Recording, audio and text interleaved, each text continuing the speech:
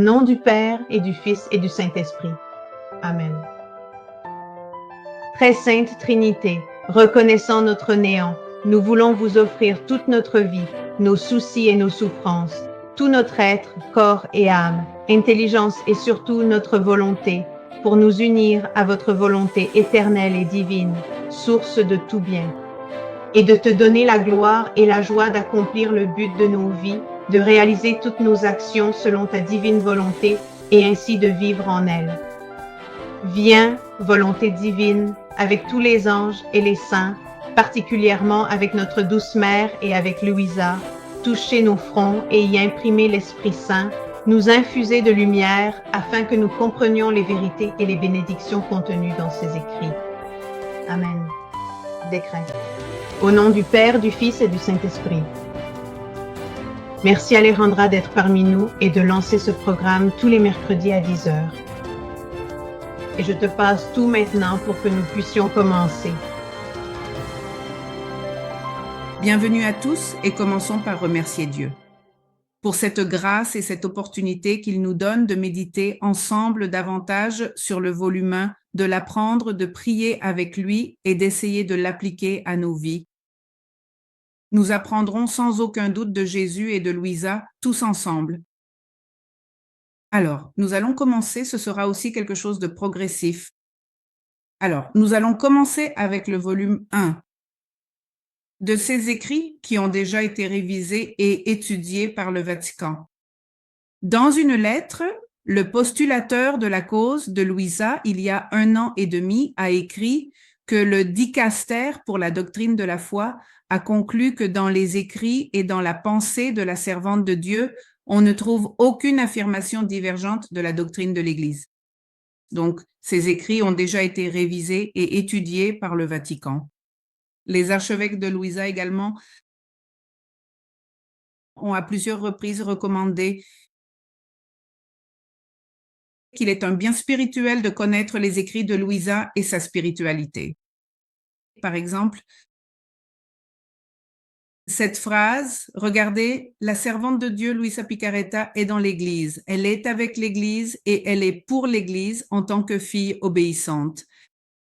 C'est un bien pour tous de connaître la servante de Dieu comme un don de Dieu à l'Église et comme une véritable fille de celle-ci. Ce qu'on nous recommande aussi, c'est d'être très fidèle à la pensée de la servante de Dieu et de toujours la voir à la lumière de la doctrine de l'Église. Et c'est ce que nous allons aborder ici. Eh bien, nous commençons par le volume 1. Voyez quelle beauté, comment cela commence, tel quel. Tout en haut, il est écrit Jésus, Marie, Joseph, au nom du Père, du Fils et du Saint-Esprit. C'est par pure obéissance que je commence à écrire. Et ici, nous avons déjà des enseignements. Tout est rapporté à Dieu au nom de la très sainte Trinité et elle explique la raison pour laquelle elle écrit par pure obéissance. Et elle commence par une prière adressée à Jésus.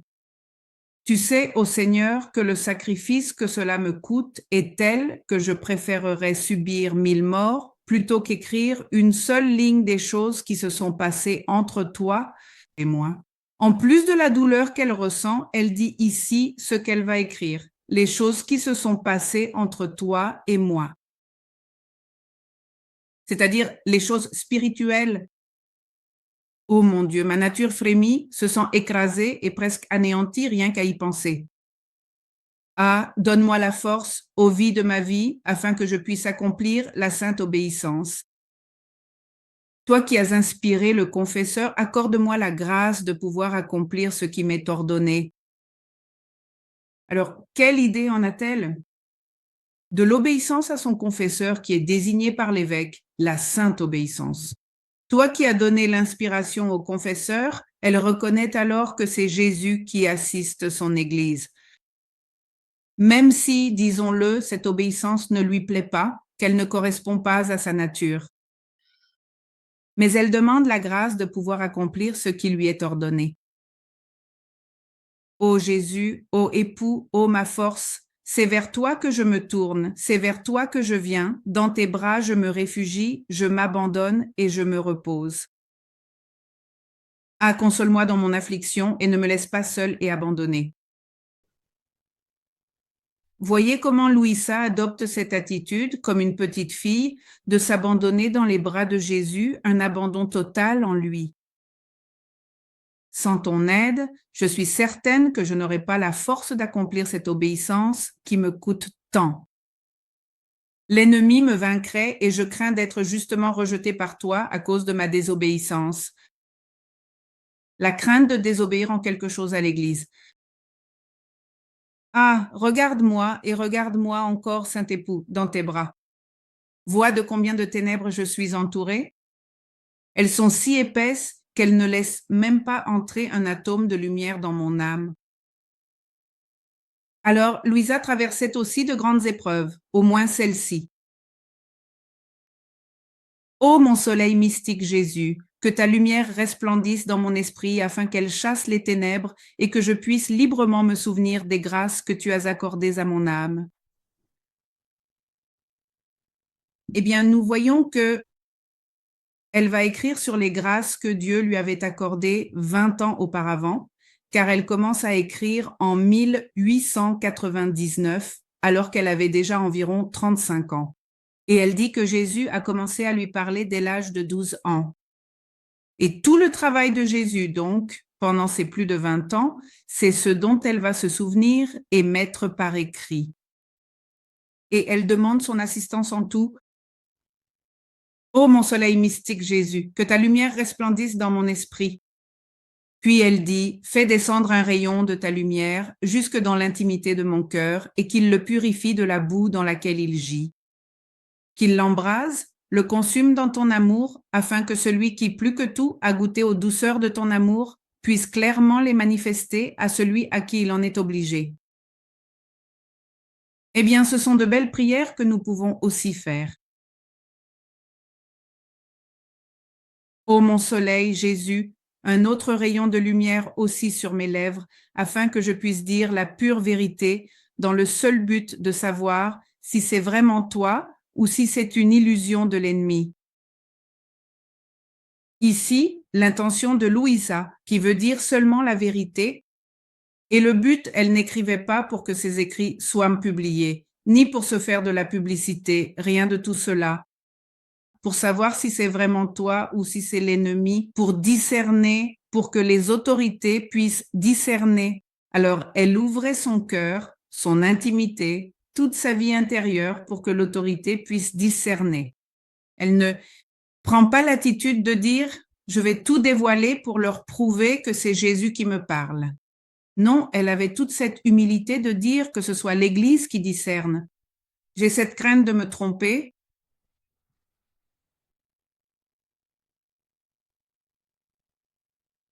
Ô Jésus, comme je me sens encore dépourvue de lumière, même dans tes bras.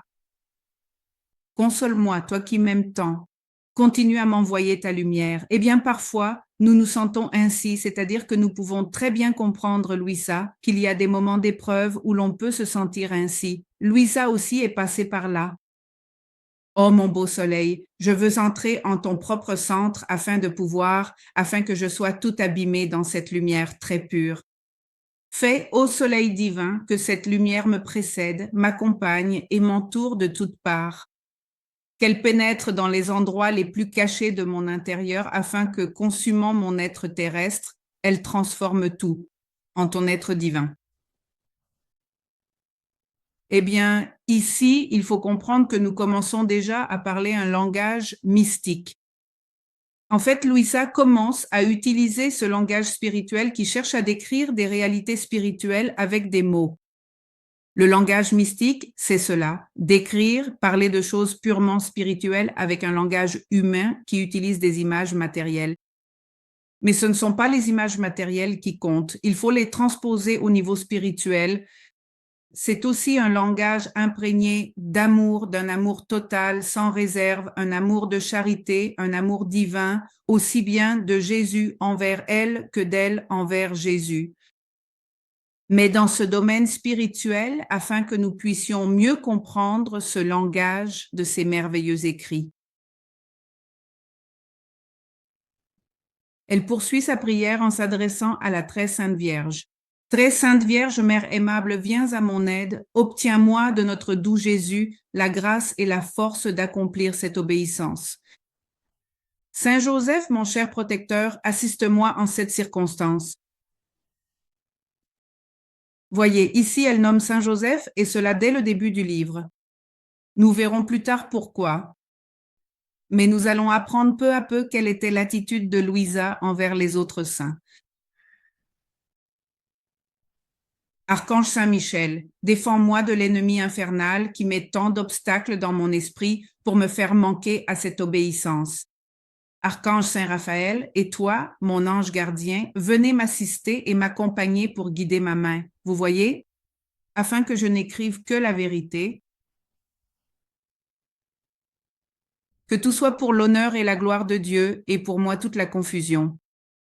Ô Saint-Époux, viens à mon aide. En considérant toutes les grâces que tu as accordées à mon âme, je me sens tout effrayée et craintive et entièrement remplie de confusion et de honte en me voyant encore si mauvaise et en constatant tant de mon ingratitude face à tant de grâces.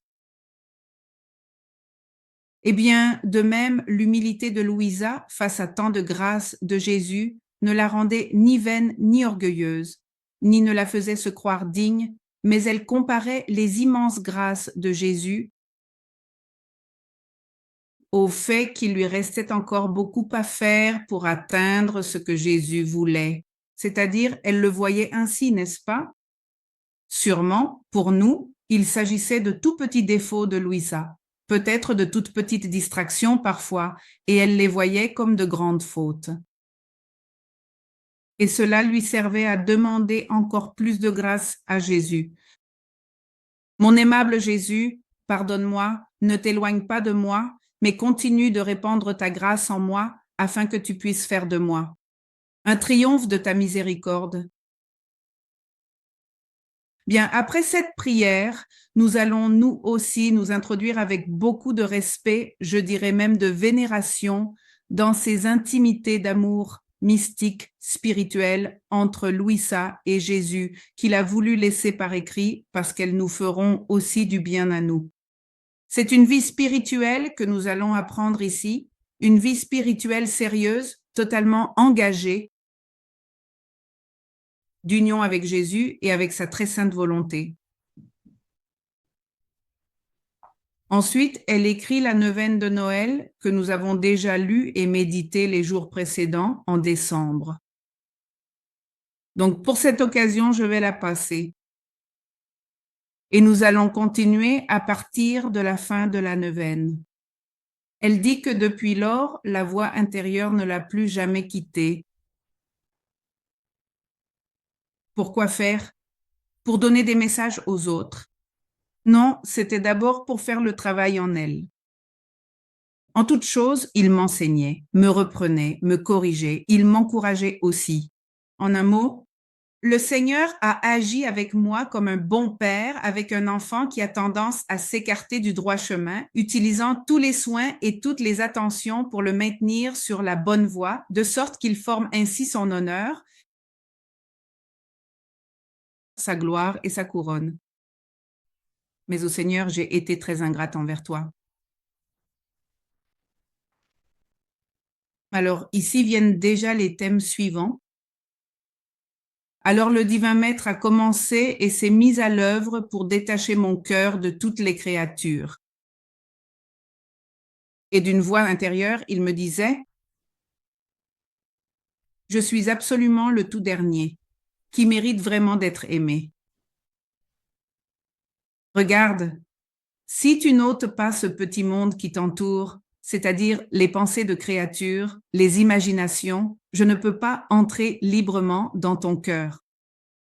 Ce murmure dans ton esprit est un obstacle pour te laisser entendre ma voix plus clairement, pour répandre mes grâces en toi et pour te faire véritablement tomber amoureux de moi. Bien, nous allons analyser les phrases une par une parce qu'ici, elles résument, comme nous l'avons déjà dit, ce qui s'était passé il y a longtemps. Alors, regardez la première phrase. Je suis le seul qui mérite d'être aimé. Donc, le fondement de tout, c'est l'amour. L'amour pour Jésus au-dessus de toute chose. L'amour de Dieu est un écho très clair du premier commandement.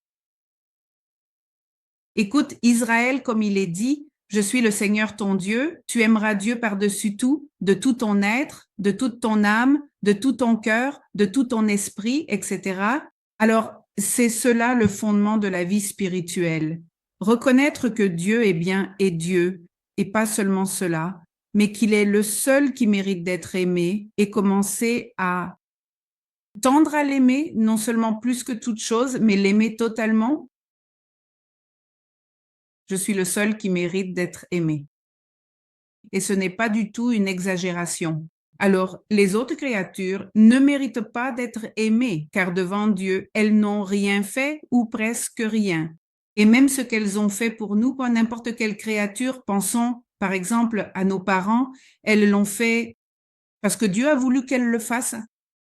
Donc, au fond ou en réalité, le principe de tout bien envers nous, c'est toujours Dieu.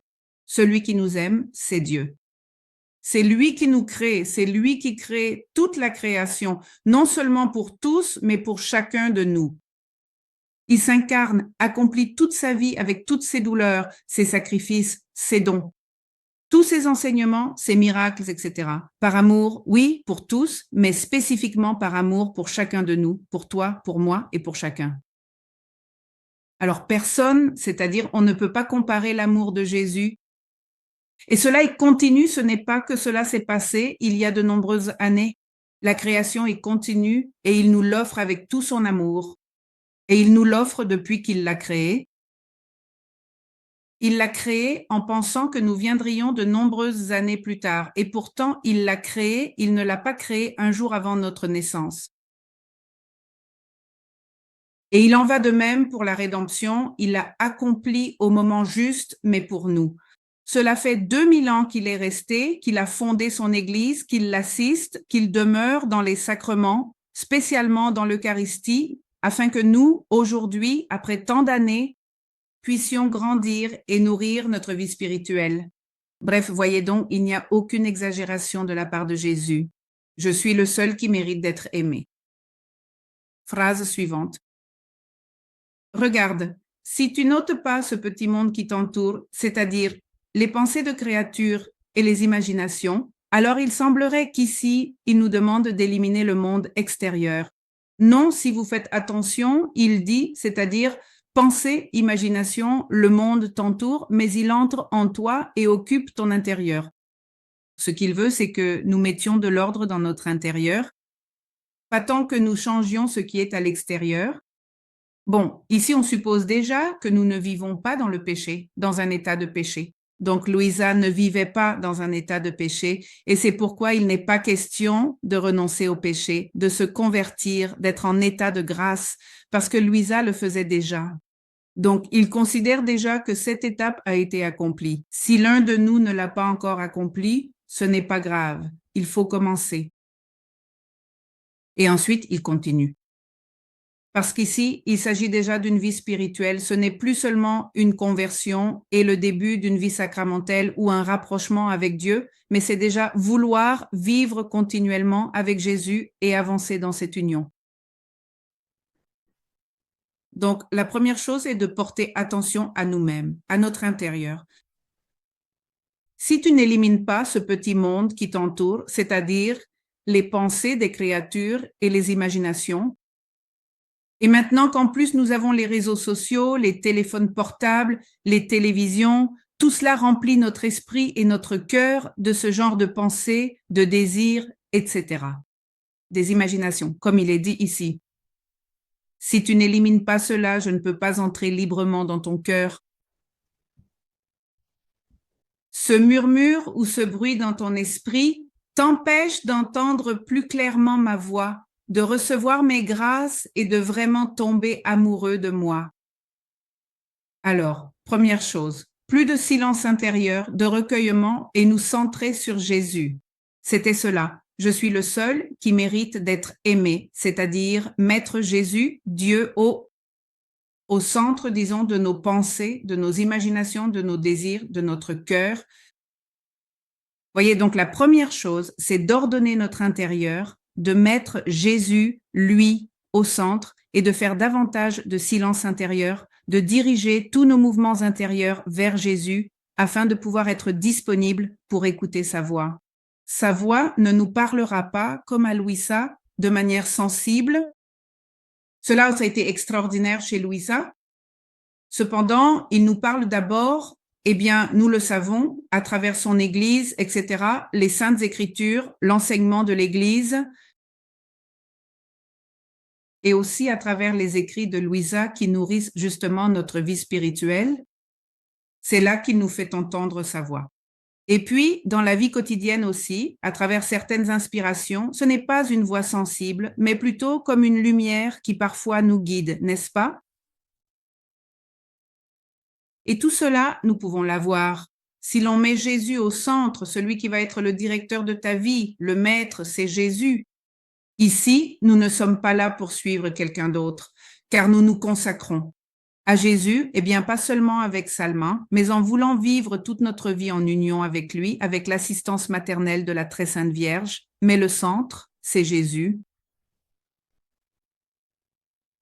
Alors, c'est donc lui qui va continuer à diriger et à œuvrer dans notre âme, même si nous ne le percevons pas aussi clairement. Mais il agit dans notre âme si nous nous remettons à lui. Promets-moi d'être tout à moi. Voilà, c'est là le don total. Promets-moi d'être tout à moi et moi-même, je me mettrai à l'œuvre. Il s'engage, si nous nous remettons à lui, à ce qu'il agisse. Comment Dieu agit-il dans notre âme? Va-t-il nous donner des dons extraordinaires? Non, la manière est ordinaire. Précisément, il agit par l'ordinaire. C'est l'ordinaire, c'est la méthode, la manière qu'il a voulu laisser. Ce qui est extraordinaire, justement, c'est ce qui sort de l'ordinaire pour quelque chose de très spécial. Comme pour la Très Sainte Vierge, lorsqu'elle allait devenir la mère de Dieu, il fallait bien quelque chose d'extraordinaire pour le lui annoncer. L'ange lui apparaît. Mais nous qui sommes appelés à la vie ordinaire, c'est à travers l'ordinaire des circonstances de la vie que Dieu parle, à travers la création, tout ce qui nous entoure et notre intériorité. C'est là que se trouve notre réponse. C'est au fur et à mesure que nous répondrons à ces grâces que Dieu nous éclairera davantage.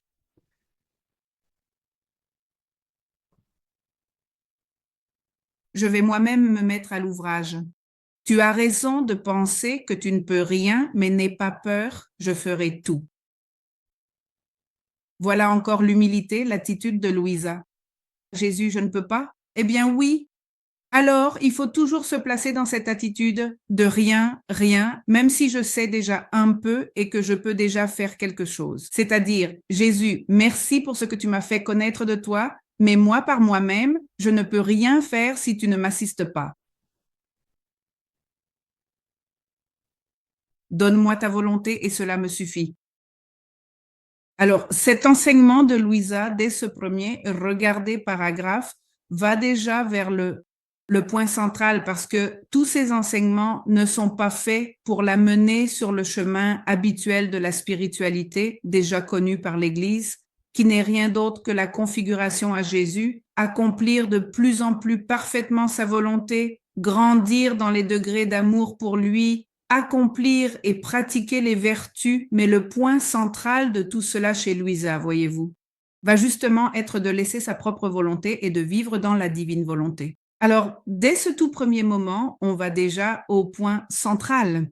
Donne-moi ta volonté et cela me suffit. Pourquoi? Parce que la volonté englobe tout ce qui concerne l'homme. C'est de là que jaillissent tous ses actes, ses désirs, ses projets, ses décisions et ses actes en général, n'est-ce pas?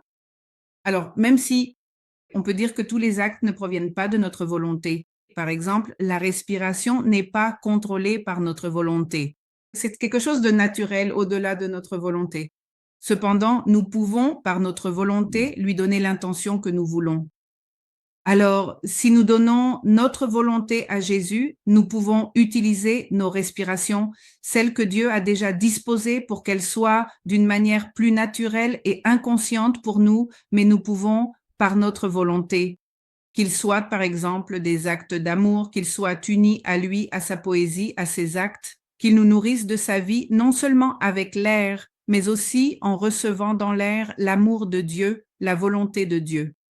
Donc, en fin de compte, nous pouvons mettre beaucoup d'intentions avec notre volonté. Quand il nous demande notre volonté, cela a déjà été dit, mais je veux le rappeler ici. Profitant de cette phrase, ce n'est pas qu'il va nous laisser sans volonté. C'est comme s'il nous demandait notre cœur et que nous disions « Oui, Jésus, je te donne mon cœur, ce n'est pas que tu restes sans cœur. » Que signifie donner ton cœur à Dieu? Eh bien, cela signifie que toute ta capacité d'aimer, tu vas désormais la diriger vers Dieu et non vers d'autres choses, uniquement vers Dieu. Alors, quand il nous demande notre volonté, ce n'est pas pour l'anéantir ou nous laisser sans volonté, c'est que tu vas l'utiliser désormais uniquement pour tout diriger vers Jésus et vers sa très sainte volonté, qui est la plus parfaite, c'est-à-dire la seule parfaite, en fait, la seule parfaite, celle qui contient tous les biens, qui possède toute la sagesse, toute la sainteté. Alors, jamais la volonté de Dieu ne voudra quelque chose de mauvais pour nous. Donc, avec cette confiance qu'il ne voudra que des choses bonnes, des choses pour notre bénéfice spirituel, des choses qui viennent avec amour et qu'il va nous donner toute la force, nous pouvons lui donner notre volonté en toute confiance parce que ce sera ce qu'il y a de mieux pour nous. En réalité, nous devrions plutôt craindre de continuer à faire notre propre volonté parce que notre volonté est ses connaissances sont extrêmement limitées et elle ne sait pas tout, par conséquent, elle peut se tromper. Non. C'est bien parce que On n'a rien entendu d'étrange. il est par conséquent tout à fait possible d'accomplir des actes moralement répréhensibles, même si cela va directement contre la volonté de Dieu.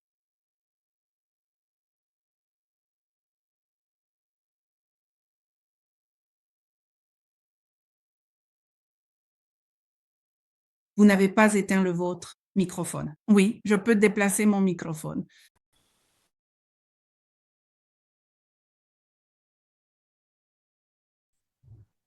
Très bien. Nous disions donc que la volonté, notre volonté, n'est pas entièrement sainte et que par conséquent, elle peut faire des choses qui ne sont pas saintes. Notre volonté, cela peut être motivé par des passions, des limites ou d'autres choses encore. Alors nous avons tort, n'est-ce pas? Nous pouvons ne pas faire ce qui est le mieux pour nous. Il faut donc commencer à remettre les choses à leur place. Quelle est la volonté de Dieu, la parfaite, la meilleure, la source de tous les bonheurs et de toutes les joies de Dieu lui-même? Lorsque nous agissons sans tenir compte de la volonté de Dieu, eh bien c'est là que nous nous sommes attirés beaucoup de problèmes, réfléchissez-y, des malheurs, des complications, etc., n'est-ce pas? Et sans parler des péchés aussi. Eh bien donc, en remettant notre volonté à Dieu et en voulant déjà l'orienter vers sa volonté, beaucoup de nos problèmes vont se résoudre, n'est-ce pas? Beaucoup de nos maux vont être soulagés, ou plutôt tous, à la manière de Dieu, pas à la nôtre, car dans la volonté de Dieu se trouve le remède à tout. Alors, à partir d'ici, je disais, regardez comment ça commence. Je ferai tout. Toi, donne-moi ta volonté et cela me suffit. Donc, ce n'est pas seulement, comme on le pense parfois, qu'il suffit de dire en prière « Jésus, je te donne ma volonté » comme une formule et c'est tout. Non, c'est une attitude que nous allons adopter dorénavant, celle de regarder dans chacun de nos actes comment précisément remettre non plus ce que je veux, mais ce que Dieu veut et comment le faire selon la volonté de Dieu. Ou plus tard, déjà, comment le faire dans la volonté de Dieu, avec la volonté de Dieu, de la manière dont elle le fait. Eh bien,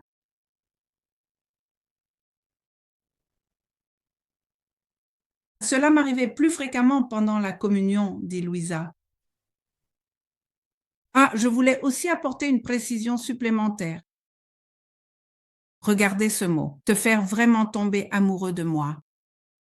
La vie spirituelle, je vous le répète, c'est mettre Jésus au centre, mais l'aimer, tomber amoureux de lui, le connaître davantage pour l'aimer, davantage. Vraiment, tout repose là-dessus. Jésus, plus tard, dans le volume 12, lui dit, « Regarde, tu n'aurais jamais autant aimé ma volonté si d'abord tu ne m'avais pas tant aimé, moi, ma personne. » Donc, vouloir que les gens, pas seulement les mêmes, mais aussi les autres, commencent à comprendre la divine volonté, c'est quelque chose de très abstrait. Il faut d'abord tomber amoureux de Jésus, aimer Jésus, vouloir être uni à lui, puis ensuite, que trouve-t-on d'autre en Jésus? Sa volonté. Alors, aimer sa volonté, apprendre à la connaître, tout cela, la volonté divine n'est pas séparée de Jésus, elle est en Jésus. Jésus est la porte. C'est pourquoi il est si important de le placer au centre de notre vie, de nos pensées. Cela peut vous aider de le visualiser, comme il est dit ici, d'utiliser notre imagination. Chacun peut le faire à sa manière. Parfois, je me l'imagine lumineux, glorieux, à l'intérieur de mon âme, comme si c'était, je ne sais pas, une pièce, une église ou quelque chose comme ça. Et là, Jésus est au centre. Il est vivant, il me regarde, il veut toujours me communiquer ses biens, sa volonté, son amour. Il veut voir comment j'agis, n'est-ce pas? Alors, commencez à visualiser cela pour rester davantage dans cette conscience de la présence de Dieu et de l'union avec Dieu, avec lui. Vous pouvez aussi l'imaginer enfant, l'imaginer sur la croix, sur le crucifix, comme chacun souhaite le visualiser. C'est-à-dire, quand on dit Jésus, ce n'est pas seulement Jésus comme une image pieuse, c'est tout. Jésus, toute sa vie, tous ses actes vivants. D'accord? Bien. Alors, passons maintenant à la partie pratique. Regardez, Louise a dit, cela arrivait plus fréquemment pendant la communion. Je lui ai promis de me donner entièrement à lui. Je lui demandais pardon si jusqu'à ce moment-là, je ne l'avais pas été. Je lui avais peut-être un peu manqué. Je lui disais que je voulais vraiment l'aimer. Et je lui demandais de ne plus jamais me laisser seule sans lui. Et la voix continuait, « Non, non, je serai à tes côtés pour observer toutes tes actions, tous tes mouvements et désirs. » Alors, c'est précisément ce que je vous expliquais. Jésus est, en effet, avec nous, non seulement à l'extérieur, mais aussi à l'intérieur de nous. Présent, observant, on peut l'imaginer ainsi. Toutes nos actions, nos mouvements, extérieurs, oui, mais surtout intérieurs. Le mouvement de tes pensées, de tes désirs, de ton amour, de tes intentions. Et Louise a dit, toute la journée, je le sentais sur moi. Il me reprenait pour tout, comme par exemple, et là, on arrive à l'aspect pratique. Si je passais plus de temps à discuter avec la famille de choses indifférentes ou non nécessaires, c'est-à-dire pas ce qui est nécessaire, mais ce qui est nécessaire. Oui, parce que cela aussi, c'est la volonté de Dieu. Mais quand cela devient une distraction, des choses non nécessaires, indifférentes, la voix intérieure, il me disait, ces conversations te remplissent l'esprit de choses qui ne m'appartiennent pas. Elles entourent ton cœur de poussière au point de te faire sentir faible. Ma grâce, elle, ne vit plus. Alors voyez ici, je le répète, il ne parle pas de péché. Il dit, cela te remplit l'esprit de choses qui n'appartiennent pas. À moi, il ne dit pas de choses qui sont très éloignées de moi, non, mais simplement de choses qui ne lui appartiennent pas. Elles entourent ton cœur de poussière, il ne dit pas de boue, ni de quelque chose de pire, non. Cela, ce serait le péché, mais de la petite poussière, de sorte que tu ressens ma grâce affaiblie, c'est-à-dire elle était déjà en état de grâce, mais elle la sentait faible, faible, pas aussi vivante. Sinon, il lui dirait, ma grâce ne te fait pas sentir parce que tu n'es pas en état de grâce. Alors, je répète, pour que nous voyions à quel niveau nous parlons d'une vie spirituelle. Ah, imite-moi quand j'étais dans la maison de Nazareth. Donc ici, il prend déjà lui-même comme exemple.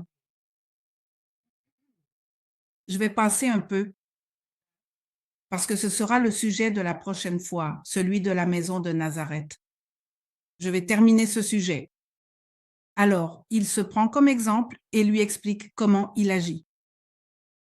Ensuite, il dit, je restais muette et toute confuse et alors j'essayais de rester seule autant que possible.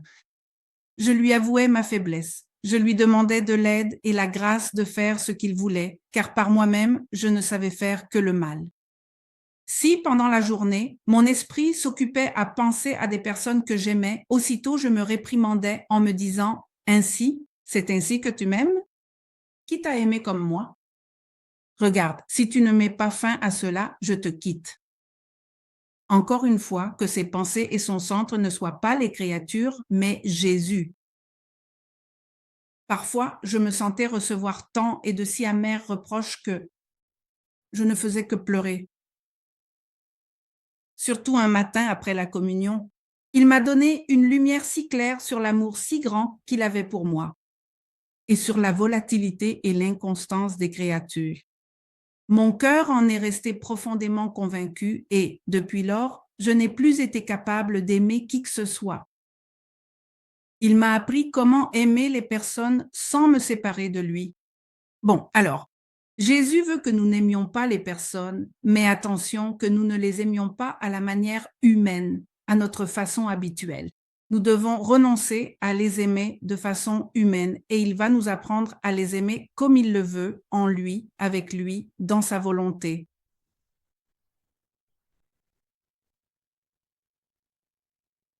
Il m'a appris comment aimer les personnes sans me séparer de lui, c'est-à-dire en voyant les créatures comme des images de Dieu. De sorte que si je recevais du bien des créatures, je devais penser que seul Dieu en était le premier auteur et qu'il se servait d'elles pour me le donner. Nous attribuons parfois des choses aux créatures, n'est-ce pas? Oh, telle personne m'aime, telle personne m'a rendu tel service, telle personne m'aide, etc. Oui, c'est la personne, mais en réalité, c'est Jésus qui a inspiré cette personne et qui l'a utilisée comme moyen et canal pour te donner cette aide, cet amour, cette assistance, etc., cette faveur. Alors, faisons intérieurement ces exercices pour toujours. Remercier, oui, la personne, mais surtout remercier Dieu et voir en elle l'amour de Dieu. Pourquoi? Pour que tu ne t'attaches pas à la personne, mais surtout à Dieu. C'est Dieu que nous devons aimer, même à travers les autres personnes. Et de sorte que si j'ai reçu un bien, je devais penser que seul Dieu était le premier auteur de ce bien et qu'il se servait d'elle pour me le donner. Alors, dit Louisa, mon cœur s'unissait davantage à Dieu.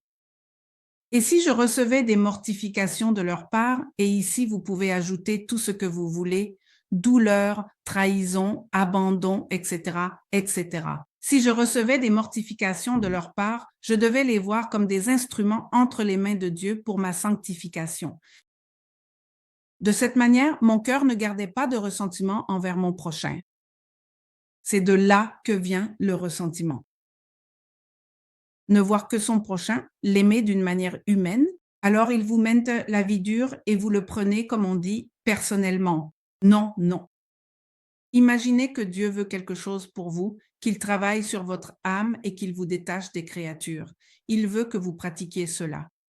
Eh bien, c'est une vertu d'avoir agi comme il l'a fait, dans ces circonstances en tout cas.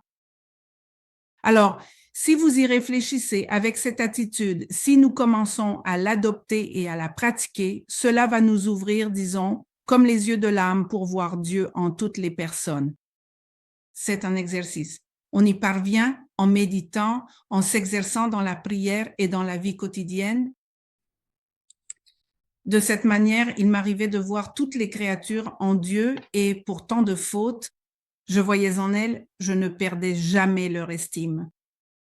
Si l'on se moquait de moi, je me sentais reconnaissante, pensant qu'on faisait ainsi acquérir de nouveaux mérites à mon âme. Si l'on me louait, je recevais ces louanges avec mépris, avec indifférence, en me disant « aujourd'hui c'est cela », c'est-à-dire « aujourd'hui on me loue, demain on peut me détester » et me calomnier, sachant que telles sont les créatures. Alors je pensais à l'inconstance des créatures. En somme, mon cœur a acquis une telle liberté que je ne saurais l'expliquer.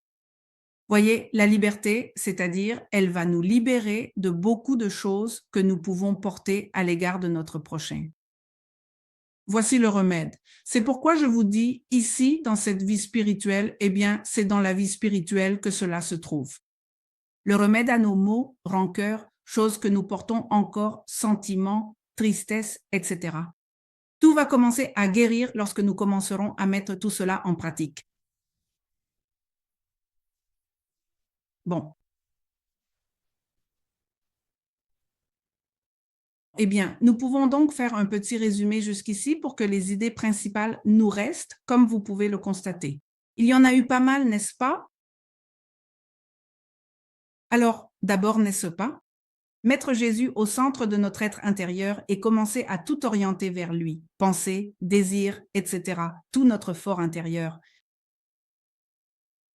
Commencer à accomplir le premier commandement de manière beaucoup plus consciente et pleine, c'est-à-dire commencer à aimer Jésus beaucoup plus dans tous nos actes, donner la priorité à l'amour.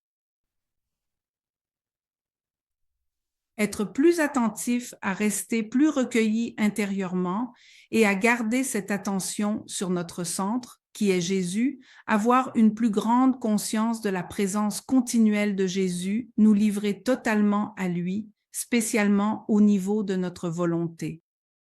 Rappelez-vous cette phrase, « Donne-moi ta volonté et cela me suffit ». Alors, elle est en train de le mettre en pratique. Louisa commence à le mettre en pratique. Elle nous a donné quelques exemples. Alors, nous avons pour tâche cette semaine de mettre tout cela en pratique dans notre vie quotidienne. Vous nous direz, si vous le souhaitez, comment vous avancez sur ce point.